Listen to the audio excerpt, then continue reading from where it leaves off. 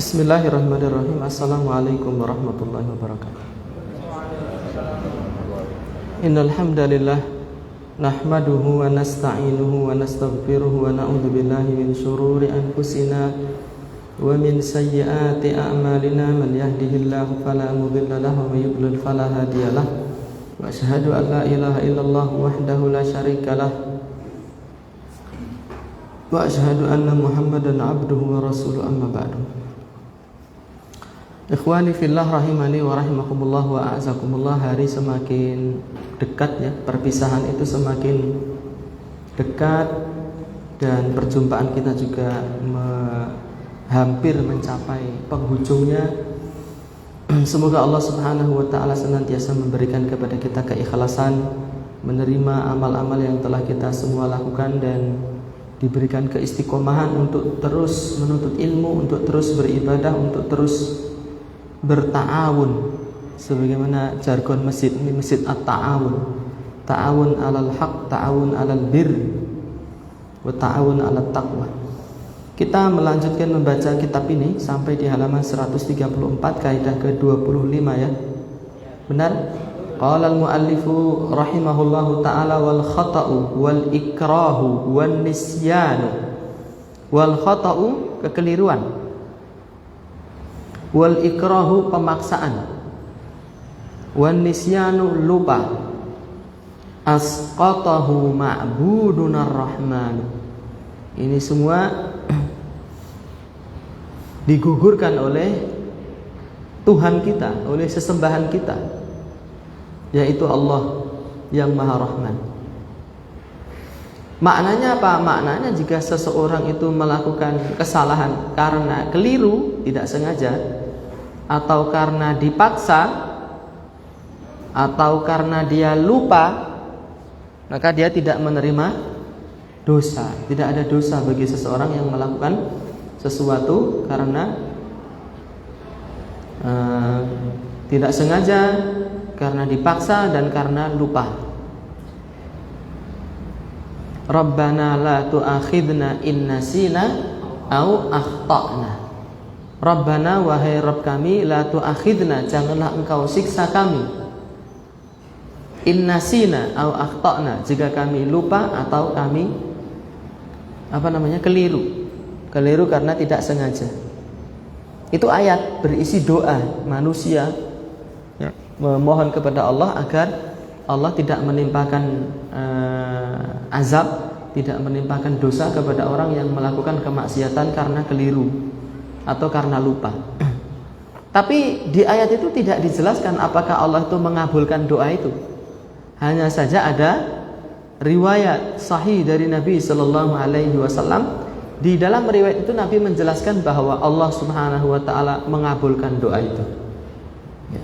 Jadi orang yang melakukan kekeliruan, kemaksiatan, kemungkaran karena salah, karena tidak sengaja, dia tidak berdosa. Asqatahu ma'budunar rahman, dosanya digugurkan oleh Tuhan kita yaitu Ar-Rahman. Lakin ma'al itlafi yathbutul badal wa yantafit ta'thimu anhu wazzalal. Lakin ma'al itlafi yathbutul badal wa yantafit ta'thimu anhu wazzalal. Lakin akan tetapi ma'al itlafi ya, bersamaan dengan itlaf itu melenyapkan ya, menghilangkan harta orang lain. Ora semua Jawa, pitikmu tak lindes mati. Itu namanya itlaf. Saya pernah punya guru, ustadz saya itu naik mobil. Di bawah mobil itu ada kelinci yang ngumpet di roda mobil itu. Ustadz nggak tahu kalau ada kelinci, dia langsung mundur, kelincinya mencedel, mati. Terus ada anak kecil itu masih SD, nangis. Padahal Ustadz ini seorang mudir pesantren besar. Saya kalau sebut pesantrennya mesti antum 99 tahun. Pesantren besar yang punya banyak prestasi, prestasinya bukan prestasi nasional saja. Otomatis si Ustadz ini juga Ustadz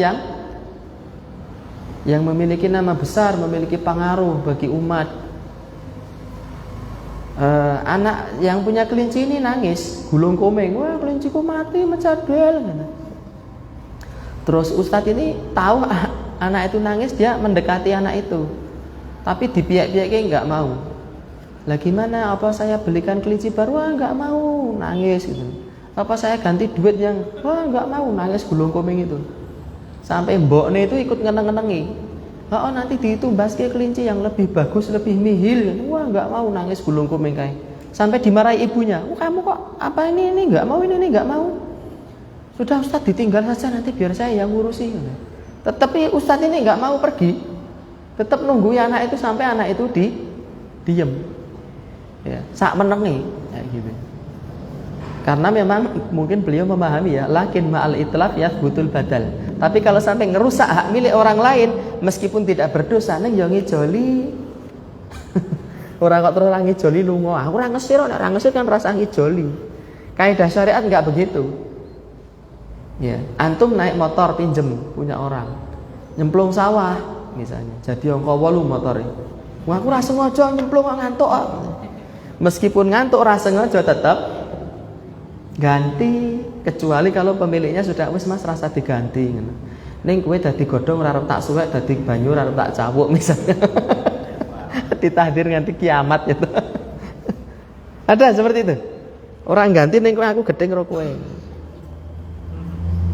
Ya, dia tidak berdosa kalau melakukan karena tidak sengaja itu. Cuma kalau menghilangkan hak milik orang lain tetap harus mengganti. Demikian juga membunuh orang Islam tanpa sengaja. Apa ada kasusnya? Ada.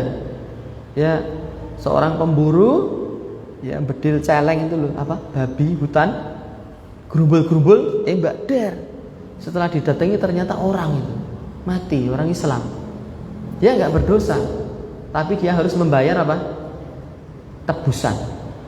Tebusan untuk orang yang membunuh itu. Demikian juga orang yang membunuh setelah diadili dari pihak ahli waris keluarga tidak memaafkan, maka pelaku ini harus dibunuh kalau memang dia sengaja membunuh. Tapi pas mau dipenggal ini ahli warisnya datang, saya memaafkannya, goljonya sudah begini, direm gitu. Untungnya pakem remnya itu. Kalau enggak sudah melayang menggelinding kepala itu. Kami memaafkan tapi dia harus bayar diat gitu. Lah gitu harus. Dan ada kan orang Indonesia yang kerja di Arab, dia membunuh majikannya. Dia membunuh majikannya dihukum mati, tapi dari pihak keluarga mau memaafkan setelah negosiasi alot ya, sampai dubes turun tangan, sampai ini turun tangan. Mau memaafkan tapi harus bayar diat, tebusan. Tebusannya itu berapa ya? Banyak banget itu waktu itu. 7 miliar kalau nggak salah. 7 miliar. Dan kasusnya tuh viral. Kemudian banyak namanya siapa ya? Sutiem apa siapa itu lupa saya. Kemudian terjadi gerakan massal untuk menggalang dana untuk memberikan tebusan untuk orang Indonesia ini. Ya. Dikumpulkan duit dari mana-mana, dapat 2,5 miliar. Karena kemudian 7M ini ditanggung oleh pemerintah kita, tenaga kerja ini bebas pulang ke Indonesia, lepas ya, karena tebusannya sudah dibayar oleh pemerintah. Terus yang 2,5 M itu, hasil donasi itu semuanya diberikan kepada orang ini yang lepas dari hukuman mati ini. Dia lepas dari hukuman mati, mulai ke kampung dapat 2,5 miliar. Apa yang terjadi teman-teman sekalian? Yang terjadi adalah kemudian dia hidup dengan ya seperti bangsa kita pada umumnya lah, untuk tebusan tol gitu, ke mobil berjamaah. Setelah itu ditentek demo. Yang kemarin kasus di sana. Orang ini juga begitu. Bangun rumah mewah, beli mobil, beli ini sampai perhiasannya emasnya tuh hampir sak sikut gitu. Wijane gelang apa borgol kecerek apa ya. Kok gede-gede, ininya gede-gede. Terus beberapa tetangganya itu ada yang fakir miskin itu nggak dibantu sama dia. Bahkan ada beberapa lembaga sosial mengajukan dana kepada orang ini, nggak dikasih. Lalu kasusnya viral lagi sehingga orang-orang menyatakan kami menyesal membantu orang ini. Katanya dia dibantu tetapi ternyata gaya hidupnya seperti itu. Itu contoh ya bahwa orang yang membunuh meskipun tidak sengaja dia tidak berdosa, tetapi dia tetap harus mengganti kalau berkaitan dengan hak orang lain. Wa hadza min kamali judihi, ini adalah merupakan kesempurnaan kedermawanan Allah Ta'ala, wa karamihi Ta'ala, dan welas asihnya Allah Ta'ala, wa rahmatihi, sayangnya Allah Ta'ala bi ibadihi terhadap hamba-hambanya, annahu lamma kalafa ibadahu, tatkala Allah itu memberikan kewajiban kepada hamba-hambanya bi awamiro, dengan perintah-perintah, yaf'alunaha, yang harus dilakukan, wa nawahiya, dan memberikan larangan, yajtanibunahu, yang harus dijauhi, annahu idza sadara minhum ikhlalun bil ma'mur, jika muncul ikhlal itu apa ya terjemahnya? Ikhlal itu kekurangan lah mungkin ya. Ada kekurangan yang muncul dari si hamba di dalam melaksanakan perintah, au irtikabun lil mahdzur, atau dia melakukan larangan, menerjang larangan, nisyanan karena lupa, au khotoan karena tidak sengaja, au ikrahan atau karena dipaksa, annahu ya'fu anhum wa yusamihuhum, Allah Ta'ala memaafkan dia dan memberikan ampunan kepada si hamba itu. Kita juga begitu, ketapuk kancane, wah kenapa aku kira sengaja ya, harus dimaafkan. Nah orang sekarang kan enggak, sengaja iki lorone padha dul gitu misalnya. Ketapuk sampai giginya ada yang geter mau copot, dia minta maaf, saya enggak sengaja, enggak bisa. Sengaja karo enggak sengaja itu rasane loro, tapuk balas tapuk pokoknya. Akhirnya dia balas tapuk, yang dibalas tapuk enggak mau kan? Akhirnya dia napuk lagi, jadilah apa? Tapuk menapuk satu sama lain.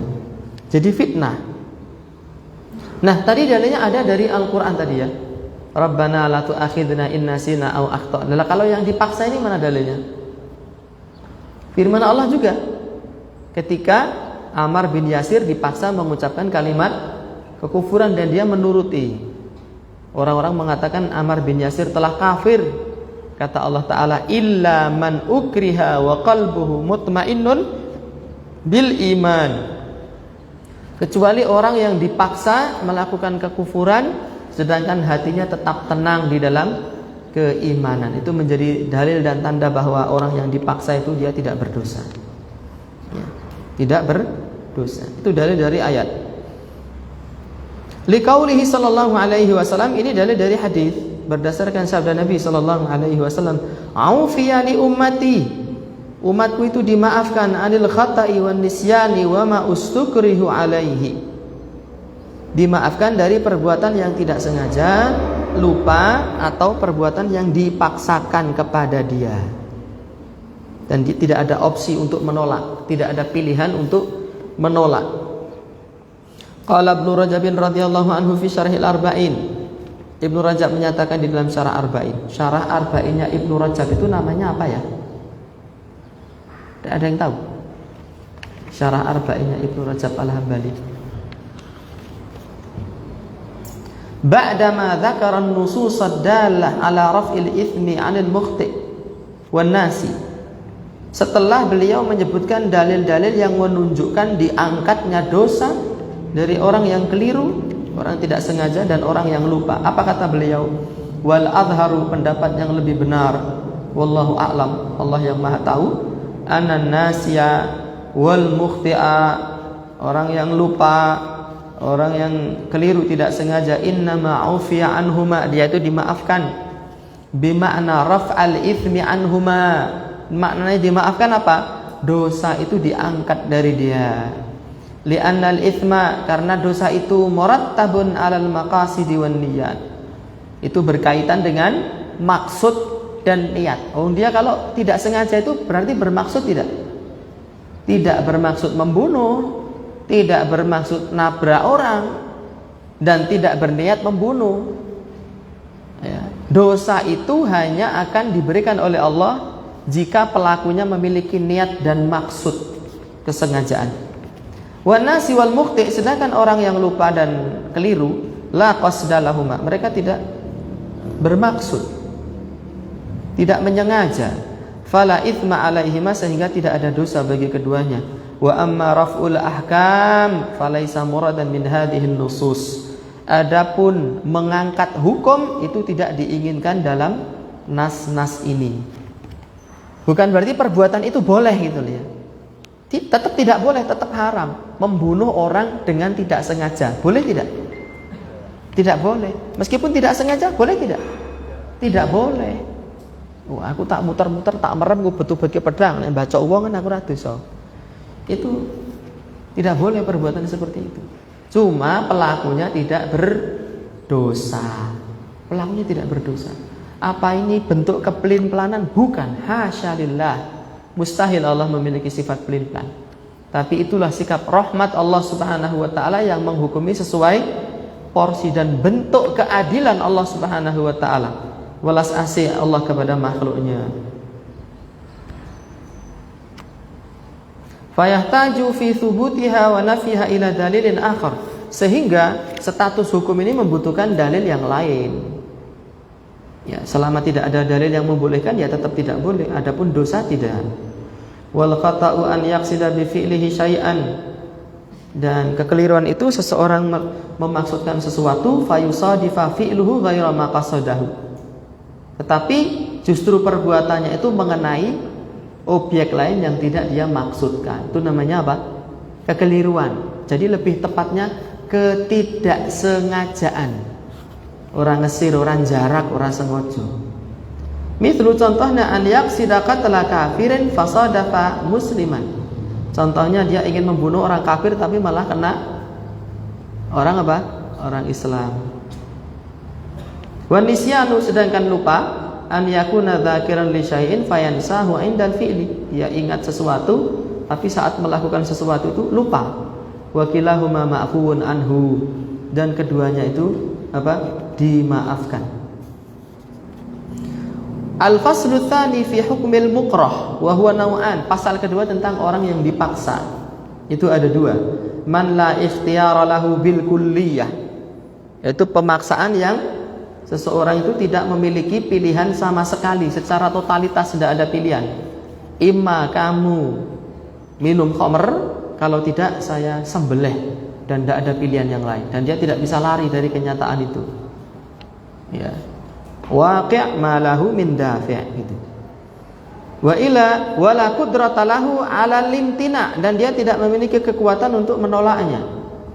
Kaman humila karhan, ya, wa udkhila ila makani halfin 'ala limtina'i min dukhulihi. Seperti misalnya apa ini? Kaman humila karhan wa udkhila ila makanin halifa 'ala limtina'i min dukhulihi. Oh ya, dia dibawa dengan paksa, kemudian dia dimasukkan ke satu tempat, padahal dia itu sudah bersumpah, demi Allah saya tidak akan pernah masuk tempat ini. Itu misalnya tempat apa? Misalnya tempat pemujaan babi ngepet misalnya demi Allah saya tidak akan masuk. Dia kan bersumpah, kalau melanggar sumpahnya harus ada kafarah gitu. Tapi dia masuk situ dibawa karena dipaksa orang lain, dan dia tidak bisa menolaknya. Itu maknanya. Ya. Al-humila karhan, atau dibawa dengan paksa. Wa duriba bihi ghairuhu hatta mata dzalikal ghair, atau dia dipaksa untuk memukul orang lain sampai orang yang dia pukul itu mati. Ada dua orang, kowe kudu gebuki wong iki. Nek kowe orang gebuki wong iki malah kowe sing tak gebuki dhewe. Nah, orang seperti ini tidak memiliki pilihan sama sekali. Ya. Dan seterusnya sampai di akhir disebutkan fahadza la itsma alaihi bil ittifaq. Kasus-kasus seperti ini dan kasus yang lainnya, untuk kasus berikutnya nanti dibaca sendiri, saya kurang begitu etis disampaikan ya. Kasus ini tidak ada dosa bagi pelakunya, karena dia dipaksa dan tidak memiliki peluang untuk menolak. Wala yatarattabu alaihi hinthun 'indal jumhur, ya, dan tidak ada dosa baginya menurut pendapat mayoritas. Wa hukiya an ba'di salaf kan nakhai fihi khilafun. Tetapi sebagian salaf itu memilih menghikayatkan ada pendapat yang lain. Anau utsani, jenis paksaan kedua, man ukriha bidarbin au ghairihi hatta fa'ala fa hadzal fi'lu yata'allaqu bihi taklif fa innahu yumkinuhu alla yaf'al fa huwa mukhtarun lil fi'li. Man ukriha, orang yang dipaksa bidarbin untuk memukul, au ghairihi, atau dipaksa untuk melakukan perbuatan lain, hatta fa'ala, sampai dia melakukannya. Fahadzal fi'lu yata'allaqu bihi taklif, ya, perbuatan ini berkaitan dengan taklif. Fa innahu yumkinuhu an la yaf'al, dan dia memungkinkan untuk tidak melakukan. Fa huwa mukhtarun lil fi'li, sehingga dia memiliki pilihan untuk melakukan. Lakin laisa gharaduhu nafsal fi'li, tetapi tujuan utamanya bukan perbuatan itu sendiri. Bal daf'adz dharar anhu, bahkan untuk menolak kemadharatan darinya.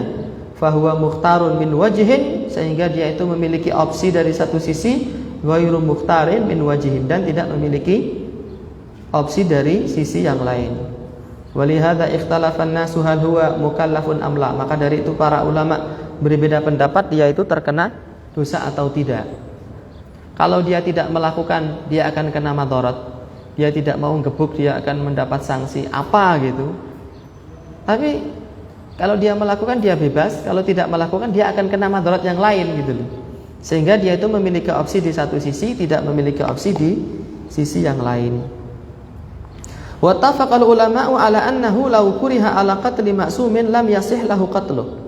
Para ulama bersepakat jika seseorang dipaksa untuk membunuh seorang yang tidak berdosa, maka tidak boleh bagi dia untuk membunuhnya. Fa innahu innama yaqtuluhu bi ikhtiyarihi wa iftada nafsihi bi qatlihi. Hadza ijma'un minal ulama al-mu'tad bihim. Fa innahu innama yaqtuluhu bi ikhtiyarihi. Kalau dia membunuh, maka dia membunuh dengan pilihan. Wa iftada nafsihi bi qatlihi, dan dia harus membayar apa? Membayar diat karena membunuh itu. Yaitu yang pernah saya saksikan dalam ukuran rupiah ya, di kasus negara kita yang tadi saya ceritakan itu. Kalau saya tidak salah itu 7 miliar diatnya itu.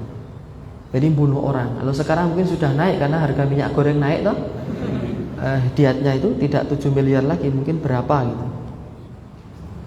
Hadza ijma'u minal ulama al-mu'tad bihim, ini adalah merupakan kesepakatan para ulama ya, yang disepakati keulamaan mereka. Tsumma dzakara ba'da hadza, kemudian setelah ini beliau mengatakan lagi, anal ikraha 'alal aqwali ma'fuun anha la ya'thamul insanu idza ukriha 'alaiha. Adapun jika paksaan itu dipaksa untuk mengucapkan sesuatu, kon misuh misalnya, atau disuruh mengucapkan kalimat kekufuran misalnya, maka dia dimaafkan dan tidak ada dosa bagi manusia jika dia dipaksa untuk mengatakan perkataan itu. Wa anal ikraha 'alal af'al fihi khilafun bainal ulama. Adapun dipaksa untuk melakukan perbuatan lah itu yang diperselisihkan. Tapi kalau perbuatan ucapan lisan, ini para ulama mengatakan tidak ada dosa. Tapi kalau perbuatan, nah itu para ulama berbeda pendapat tadi. Walhasil, kesimpulannya anal itsma marfu'un an haula'i tsalatsah. Dosa itu terangkat dari 3 kelompok ini. Wa amad dhaman idza atlafa nafsan aw malan fayadmun. Adapun tanggungan untuk mengganti, jika seseorang menghilangkan nyawa atau harta, maka dia harus mengganti. Ya anad dhaman murattabun ala nafsil fi'li wal itlaq. Ya, karena tanggungan untuk mengganti rugi itu berkaitan dengan perbuatan dan memusnahkan. Sawa'un qasada aw lam yaqsid, sama saja dia meniatkan atau tidak meniatkan, sengaja atau tidak sengaja, tetap harus mengganti. Sehingga teman-teman nanti kalau ditanya oleh keluarganya, ibunya, ayahnya, anaknya, istrinya, tetangganya, teman-temannya, saya melakukan ini tapi saya tidak sengaja, gimana, apa yang saya lakukan? Kalau tidak berkaitan dengan hak milik orang lain, ya nggak ada kewajiban apa-apa, dia tidak berdosa kok. Karena lupa. Orang puasa, makan, dia puasanya batal tidak? Tidak. Orang puasa di siang hari bulan Ramadan, dia mencampuri istrinya, batal tidak puasanya? Tidak, tidak batal. Dan dia melanjutkan puasanya karena lupa. Itu. Atau apa tadi? Tidak sengaja. Tidak sengaja kasusnya pikiran dhewe. Aku orang tahu soalnya ora sengaja ngono. Mangan ra sengaja. Dhewe gur ngene-ngene iki, segone dienggo apa namanya? Apa namanya ini? Masker ya. Oh, masker sego apa namanya ini? Ini pas diceluk, Budi wah, itu langsung timplok misalnya, tidak sengaja. Kalau leken sego, itu tidak batal puasanya. Ini kok kayaknya renek kasus kayak gitu. Seandainya ada tidak batal ya.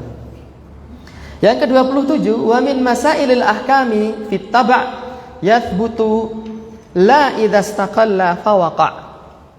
Wa min masailil ahkam, dan di antara masalah-masalah hukum itu fit taba', jika status hukumnya itu hanya mengikuti, yathbut itu menjadi sah hukumnya.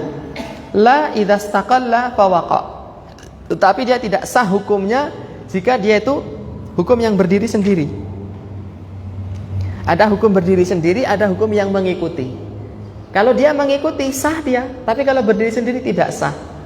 Piye toh, wih kok gede aku misalnya. Antum mau memahaminya ruwet. Begini loh. Orang itu puasa, kalau mangan laler, batal apa tidak puasanya? Batal tidak? Batal. Tapi kalau tidak sengaja, apa namanya, antum menghirup udara, gitu misalnya. Terus ada laler yang ikut kesedot, itu tidak batal.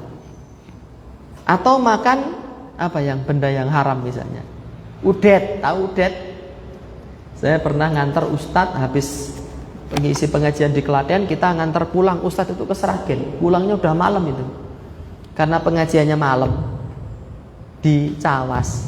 Selesai pengajian kan sudah malam, kita nganter pulang ustadz itu ke Sragen. Sragennya itu perbatasan Ngawi Jawa Timur, jadi sudah larut malam itu.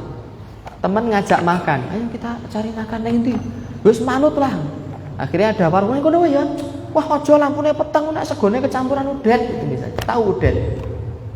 Kayak uget-uget gitu. Belatung. Mungkin apa enggak di dalam kurma ada uget-uget ini? Mungkin tidak. Antum makan pelem ada uget-uget ini. Kalau kita makan uget-uget secara mandiri, halal apa haram? Haram. Tapi kalau uget-uget ini ndelik ning nggon pelem kepangan, itu halal apa haram? Halal. Uget-uget ini halal. Karena dia mengikuti hukum pelem. Tapi kalau uget-uget berdiri sendiri kita makan itu haram. Itu makna kaidah ini begitu itu. Ngerti enggak? Nanti kalau antum ditanya kasus serupa, aku makan jambu langsung sing iki cuwilan gede tak emplok. Cuwilan yang gede kedua bareng tak sigar ki ada sekitar 10 uget-uget. Saya yakin yang cuwilan pertama tadi yo eneng. Gimana statusnya? Halalan thayyiban mubarakan fi. Kama yuhibbu rabbuna wa yarda. Karena apa? Ada masalah hukum itu ya sah di dalam tabaknya, tapi kalau istaqalla yang berdiri sendiri tidak boleh untuk dikonsumsi. Ada kasus barangkali serupa dengan kasus ini. Mungkin di antara antum banyak yang tidak tahu, yaitu biji pala, terutama para pengusaha kuliner. Dengarkan baik-baik ini. Biji pala itu bahasa Arabnya jauzatut tib, pakai to ya. Jauzatut tib gitu. Dan yang dimaksud jauzatut tib itu bukan buah pala, Mas. Tapi biji pala. Ada buah, saya sendiri buah pala belum pernah lihat kayak apa.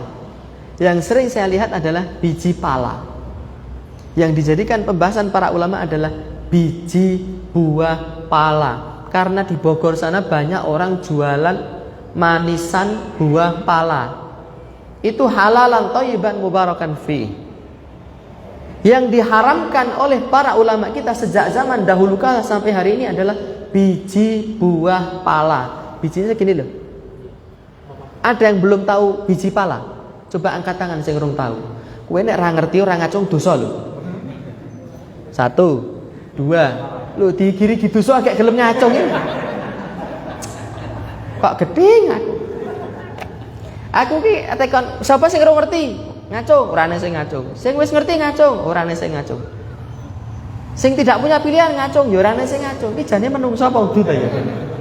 Barang dikiri-kiri dosa lagi ngaku. Jawab Pak Ijo. Pak Sulan belum tahu biji pala. Oh, tanya istrinya nanti Pak. Nah ibu-ibu mesti banyak tahu karena dia digunakan untuk bumbu biasanya. Biji pala ini kata Syekh Masyhur Hasan Al-Salman itu di kitab-kitab fikih yang klasik yang ratusan tahun lalu sudah dinas para ulama hukumnya haram. Jauzatut tib ini. Orang-orang Arab sendiri itu pada bingung Jauzatut tib itu apakah sama dengan Jauzatul Hindi. Kata para ulama bukan Jauzatul Hindi. Jauzatul Hindi itu narjil.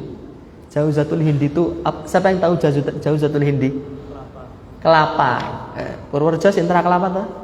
Ya bener. Pak antum orang gawa. Jadi es degan yang ada di Klaten ini Mas, ini suplai degannya dari Purworejo Mas. Sebagian dari Gunung Merapi di Kemalang. Karena di Klaten itu kelapa itu sudah mulai langka. Antum lihat aja. Sudah mulai dipangan habis pangan panggung. Ya. Pembahasan tentang Jauzatut tib. Para ulama kita menyatakan biji buah pala ini haram karena dia itu memabukkan. Iya. Kemudian para ulama kontemporer seperti Syekh Masyhur Hasan Al-Salman hafizahullahu taala di dalam majelisnya Syarah Sahih Muslim itu sampai membawa contoh biji pala ini seperti ini diplastiki. Dia ini haram karena kata para ahli ikhtisas, kata para pakar, biji pala ini mengandung zat yang bahasa Latinnya kalau saya tidak salah ingatnya mirikistin. Mirikistin ini kalau di benda yang mengandung mirikistin sekian persen gitu ya, dia kalau dikonsumsi minimal 250 gram atau berapa itu bisa menimbulkan halwatha yuhalwith. Halwatha yuhalwith itu terjemahannya halusinasi. Bahasa kita deleming, wa ma adraka mal deleming. Ya. Jadi dia ngomong apa, dia tidak bisa mengontrol antara khayalan dengan realita. Iruh kebo deh, bocah kok ayune kang ngono gitu. Kebo padahal itu. Sirahe kaya kebo, awake kaya kebo. Nanging dudu kebo. Jadi ngelihat kebo seperti ngelihat wanita cantik. Itu orang kalau yuhalwit kayak gitu. Delemeng dia. Tapi kalau dimakan sedikit dia tidak memabukkan. Cuma kata Nabi, kullu muskirin haramun kathiruhu wa qaliluhu. Setiap yang memabukkan itu haram, sedikit ataupun banyak. Selama memabukkan haram, meskipun sithik. Antum minum topi miring, meskipun sedikit tetap haram karena dia memabukkan. Tapi kan saya tidak mabuk. Iya, tapi zat itu memabukkan. Ketika satu zat memabukkan, sedikit atau banyak dikonsumsi tetap haram. Begitu juga dengan apa? Biji pala. Kalau antum makan satu biji kremus itu ya masih biasa. Tapi kalau berapa ratus gram itu nanti akan mendemi. Jangan kasih tahu ini ke orang-orang yang raceto itu. Nanti bisa jadi komoditas internal ya, sudah tahu mereka. Tapi banyak belum tahu loh. Oh, anak pang itu punya jalur khusus dia untuk mendapatkan informasi ini. Kurang ajar mereka. Melu pengajian gurnek pas biji pala tok. Apalagi yang ingin saya sampaikan ya. Nah, permasalahannya di negara kita ini biji pala itu beredar luas dan bebas secara masif. Adapun di Saudi itu pemerintah menetapkan biji pala tidak boleh masuk secara resmi di Saudi. Di pasar-pasar itu tidak ada. Kalaupun ada maka itu barang ilegal di Saudi Arabia. Adapun di Indonesia diperjualbelikan dengan bebas. Kenapa? Apa fungsinya? Apakah untuk mendem? Tidak. Dia digunakan sebagai bumbu penyedap masakan tertentu. Seperti apa Mas Topik? Gulai, terus? Pecel. Pecel ra nganggo. Rendang. Kebuli. Apa lagi? Sop. Iya, sop kadang pakai itu. Rawon. Rawon itu Oh iya, rawon itu masakan Jawa Timur. Betul, itu pakai biji pala. Apa nih? Banyak yang pakai biji pala. Setiap masakan daging rata-rata pakai biji pala. Protein hewani itu biasanya dimasak menggunakan biji pala. Ini kasus baru. Pertanyaan yang harus dijawab supaya kita tidak terjerumus ke dalam keharaman. Terutama para pengusaha kuliner ya. Syekh Ali bin Hasan Al-Halabi, Syekh Masyhur bin Hasan Al-Salman pun ditanya dengan pertanyaan ini. Bagaimana status makanan yang tercampur dengan biji pala itu? Kata beliau boleh. Ya, itu yang disebut dengan proses istihlak. Proses istihalah afwan. Istihalah itu proses benda yang najis, benda yang memabukkan dicampur dengan benda yang halal yang suci, tapi jumlahnya banyak sekali, sehingga benda yang haram ini tidak memiliki efek apa-apa kecuali hanya aroma yang tidak begitu kuat. Contohnya air pipis yang tercampur dengan air kolam. Halal apa tidak air kolam itu antum minum? Halal. Diuyui wangi? Iya. Kan itu kecampur uyuh. Uyuh itu meskipun sedikit banyak itu haram, betul. Tidak boleh kita mengkonsumsi uyuh meskipun satu tetes. Sebagaimana biji pala sedikit tidak boleh. Tapi tatkala uyuh ini sudah bercampur dengan ratusan ribu liter air kolam sehingga tidak menimbulkan aroma uyuh, kalau antum minum air kolam itu halalan thayyiban mubarakan fih. Kama yuhibbu rabbuna wa yardah. Kalau tidak begitu, maka antum haram mandi di kolam. Karena 80% orang mandi di kolam mesti pipis di situ.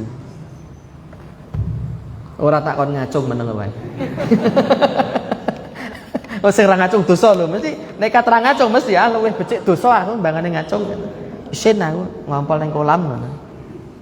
Kira-kira lho ya, kira-kira. Ning kok moho ayo. Jadi kasusnya begitu. Demikian juga kasus yang lain. Minyak babi berarti ya? Ya, minyak babi. Minyak babi kok halal? Minyak babi haram. Ketika dicampur dengan makanan yang jumlahnya banyak ya. Antum bayangkanlah, satu termos nasi yang kita pakai itu berapa liter tuh kapasitasnya? Kapasitasnya berapa liter? Hah? 7 liter? 12 liter? 12 liter sop mas. Bisa bayangin? 12 liter sop ketetesan minyak babi 1 tetes kecampur. Halal itu. Kecuali kalau minyak babinya banyak. Lah itu haram. Gitu. Itu satu kasus yang harus kita pahami. Yang kedua, yang ketiga yang harus dipahami adalah ketika biji pala itu haram, minyak babi haram, itu tidak boleh diperjualbelikan. Nah itu juga masalah. Berarti boleh ya pakai minyak babi ya? Waduh, tak tuku. Nggak boleh beli. Ora etok mas. Tidak boleh diperjualbelikan. Pala juga seperti itu masalahnya. Lah kecoba kowe nemu ceblokan gogrokan lagi nih. Ya. Laskar uang tukang apa namanya? Deruk itu loh. Antum derui gogrokan di pasar barangkali ada biji nek beli tidak boleh wong haram dibeli. Bener enggak? Setiap yang haram kan tidak boleh diperjualbelikan. Nah itu berkaitan dengan kaidah ini. Balik ke Pak Idomat kemarin yang sarana kemarin. Bukan, kembalinya ke ini tadi, ke kaidah kita ini. Dia itu secara mandiri tidak boleh dikonsumsi. Tapi kalau dia itu tabak itu mengikuti. Ya, kayak biji pala secuil itu hanya mengikuti 17 liter sop tadi. Boleh dia wong termakan. Antum makan mangga enek udete. Udet itu halal enggak? Wong klebu halal. Tapi nek antum makan udet secara mandiri tidak boleh. Antum makan biji pala secara mandiri tidak boleh. Ini makna kaidah ini. Wa min masailil ahkami fit taba' yathbutu la idza istaqalla fawaqa. Hukum yang dia mengikuti itu bisa sah, tapi kalau dia hukumnya berdiri sendiri dia tidak sah, tidak boleh dimakan secara mandiri.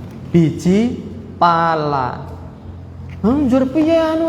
Mas, urusan kadonya nih kok gawe ruwet. Apakah jika tidak dikasih biji pala, masakan itu tidak enak? Pertama, tidak enak menurut saya, Rak, menurut ilatmu. Ilatnya uang belum tentu seperti itu. Yang kedua, apakah tidak bisa diganti dengan rempah yang lain? Nggak bisa ada. Kita belum banyak mengenal rempah yang disebut dengan apa itu namanya? Kapulaga India. Kapulaga India yang warnanya hijau. Itu bisa menjadi ganti dari biji pala, bahkan lebih lezat, lebih enak, lebih jos. Untuk semua masakan daging pakai itu coba. Harganya memang agak nihil, tapi kan halalan thayyiban mubarakan fi, daripada yang haram. Kalau cari memang di Klaten yang jual itu langka sekali, tapi kalau beli online banyak. Ketik antum kapulaga India atau kapulaga hijau, untuk nasi kebuli, untuk sop, untuk wedang, untuk kopi, untuk teh, untuk minuman wedang wuh, itu enak tuh. Termasuk teh Adani, yaitu teh Lipton yang dicampur susu kambing asli ya. Kemudian nanti dikasih cengkeh, dikasih kayu manis, kasih kapulaga India, itu enak dan itu menjadi opsi. Kenapa kok kita ribut? Hanya karena dilarang satu biji rempah, dilarang kita sudah kebingungan. Padahal di sana ada ratusan rempah yang lain masih diperbolehkan. Atau ditambahi jumlah jahenya untuk menggantikan biji pala untuk menghilangkan amis, kan bisa ini. Seperti itu. Itu makna kaidah itu. Kita lanjutkan ke kaidah berikutnya, karena kalau dibaca syarahnya semua ya, nanti kita cuma dapat sedikit. Wal urfu ma'mulun bihi idza warad hukmun minasy-syar'i syarif lam yuhad. Wal urf itu kebiasaan di satu daerah tertentu. Ma'mulun bihi itu boleh diamalkan idza warad hukmun minasy-syar'i, jika tersebut satu hukum di dalam syariat asy-syarif yang mulia lam yuhad, di mana hukum syariat yang mulia tadi tidak memberikan batasan. Syariat memerintahkan untuk berbuat kebaikan ini misalnya, tetapi syariat tidak memberi batasan baik dan tidaknya itu apa, maka batasan ini dikembalikan kepada urf, kebiasaan di satu masyarakat tertentu. Contohnya firman Allah Subhanahu wa taala, itu ada ayat kan, surat An-Nisa ayat 19, ya kan? Wa dzalika kal ma'rufi fi qaulihi ta'ala, yang seperti itu seperti kebaikan di dalam firman Allah taala, wa ashiruhunna bil ma'ruf, dan perlakukan istri-istri kalian dengan ma'ruf. Bagaimana batasan ma'ruf di dalam syariat memperlakukan istri itu gimana? Tidak ada kan? Wa hadzal ladzi jara ala urfin nas, maka itu kembali kepada uruf, kebiasaan masyarakat masing-masing. Misalnya warga Klaten, seorang istri kan juga diperintahkan berbuat ma'ruf kepada suaminya, suami berbuat ma'ruf kepada istrinya, demikian juga sebaliknya. Termasuk berbuat baik kepada suami itu menurut warga Klaten, kalau suaminya bangun dibikinkan teh misalnya, manis, legi, nas gitel, panas, legi tur kental, itu pancen ya luar biasa enak pancen. Campuran dari beberapa merek teh, atau wedangnya panas, gulanya pakai gula batu, apalagi diwenehi pandan wangi, wah semegrik ya. Yang awalnya tuh kita semeruang itu 3 kali seruput itu jagati katon padang gitu. Itu nas gitel seperti itu.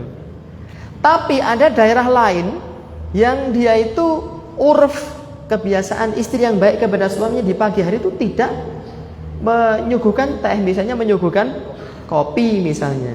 Apa? Kopi. Lah ya kopi misalnya. Kopinya ya sing legi. Kopi gunting. Ketika dia dibikinkan kopi ribet ya. Kopi ribet sing dadak di blender, anu panasnya di suhu, dadak diitir-itir ya. Tur pahitan gitu. setelah disuguhke, diombe malah disemburke istrinya. Kopi cap apa iki? Tap-tapan oli apa kopi iki? Misalnya begitu. Maka itu bukan urf, bukan kebaikan. Kebaikan itu diukur dengan kebiasaan masing-masing wilayah jika syariat tidak menetapkan adanya kebaikan tersebut. Ada satu kebaikan suami kepada istri yang jarang antum lakukan. Saya yakin antum jarang melakukan ini. Syekh Masyhur Hasan Al-Salman itu ditanya, wahai Syekh, apakah termasuk sunnah seorang suami yang setiap kali pulang bepergian dari tempat jauh, ketika sampai di rumah pertama kali dia mencium istrinya, apakah itu sunnah? Kata Syekh Masyhur Hasan Al-Salman. Syekh Masyhur itu malah membaca hadis. Di dalam hadis disebutkan Aisyah itu pernah ditanya, apa yang dilakukan oleh Nabi pertama kali sebelum beliau masuk rumah? Jawabnya apa? Siapa yang tahu? Siwak, menggosok gigi, membersihkan kotoran di mulut. Itu riwayatnya hanya sebatas itu. Adapun mencium istri itu tidak ada. Sunnah ya, mencium istri tidak tersebut di dalam hadis. Tapi hanya disebutkan dalam riwayat, setiap kali pergi dari tempat di luar, sebelum masuk rumah itu Nabi senantiasa bersiwak terlebih dahulu. Dan Syekh Masyhur menjelaskan di antara fungsinya adalah supaya saat mencium istri, ya, istri itu tidak terganggu dengan bau mulut kita. Kemudian Syekh Masyhur mengatakan, salim zaujataka bifamika. Ya, sampaikan salam, berikan salam kepada istrimu dengan mulutmu. Maknanya merupakan sunnah, konsekuensi dari riwayat tadi. Seorang suami yang bepergian jauh, ya, dia mencium istrinya, tetapi sikatan terlebih dahulu. Ya. 10 hari iktikaf, sebelum tekan rumah ini mampir masjid ya. Sholat 2 rakaat misalnya, itu sunnah juga. Antum pergi dari safar itu disunahkan mampir masjid, sholat 2 rakaat. Sikatan sisan ya, mulai nanti mencium istrinya, itu bagus. Yang belum punya istri gimana? Ya terserah, ngambung cagak apa-apa. Bebas ya. Itu bagian dari urf ya, yang tidak disebutkan batasannya. Demikian juga birrul walidain, wasilatil arham, fakullu ma yu'addu birran wasilatan fahuwa dakhilun fi dzalik. Berbakti kepada orang tua, batasannya apa? Ada yang disebutkan batasannya, ada yang tidak. Contohnya, wala taqul lahuma uffin wala tanharhuma wa qul lahuma qaulan karima. Jangan mengatakan dan ucapkan ucapan-ucapan yang baik, yang halus kepada kedua orang tuamu. Tapi kan gak ada batasannya kan? Maka dikembalikan kepada urf, kebiasaan. Kalau di masyarakat Jawa kata-kata yang lemah lembut itu identik dengan kromo inggil misalnya, ya kita kromo dengan orang tua kita, itu bagian dari birrul walidain. Tapi saya dengan orang tua saya itu sudah seperti teman akrab itu. Saya pekewuh kalau harus ngowa-ngowai adat. Kenapa pekewuh melakukan kebaikan, sedangkan dulu kita melakukan kemungkaran tidak pekewuh. La ta'budunal pekewuh. Jangan kalian beribadah kepada pekewuh. Karena Abu Thalib masuk neraka karena pekewuh. Laulal malamatu wala hidaru masabbatin laqabiltu bidzalika samahan mubina. Seandainya bukan karena takut dicela, takut dirasani, digerendengi oleh kaumku, niscaya aku akan menerima agama Muhammad ini dengan lilo legowo, dengan penuh lapang dada. Demikian pula safar. Safar itu tidak ada batasannya di dalam syariat. Ada nggak batasannya? Minimalnya di dalam dalil loh, di dalam Al-Quran, di dalam hadis tidak ada. Safar itu minimalnya berapa, maksimalnya berapa. Dalil tidak memberikan batasan minimal. Maka safar itu batasannya dikembalikan kepada urf, kebiasaan masing-masing wilayah. Dan ini yang dipilih oleh Syekhul Islam Ibnu Taimiyah rahimahullah. Adapun di zaman kontemporer ini, ya, Syekh Albani, Syekh Muhammad Shalih Al-Utsaimin rahimahumallahu taala termasuk yang memilih pendapat bahwa safar itu batasannya dikembalikan kepada urf dan kebiasaan masing-masing wilayah. Itu saja teman-teman yang bisa kita bacakan pada kesempatan sore hari ini. Semoga bermanfaat. Mohon maaf jika ada salah kata, hal-hal yang kurang berkenan. Kita cukupkan. dengan membaca doa kafaratul majlis, semoga dosa-dosa kita digugurkan oleh Allah sebelum kita berdiri dari majlis ini. Subhanakallahumma bihamdika asyhadu an la ilaha illa anta astaghfiruka wa sallallahu ala nabiyyina Muhammadin wa alihi wa sahbihi wa sallam wa akhiru da'wana alhamdulillahi rabbil alamin. Wassalamu alaikum warahmatullahi wabarakatuh.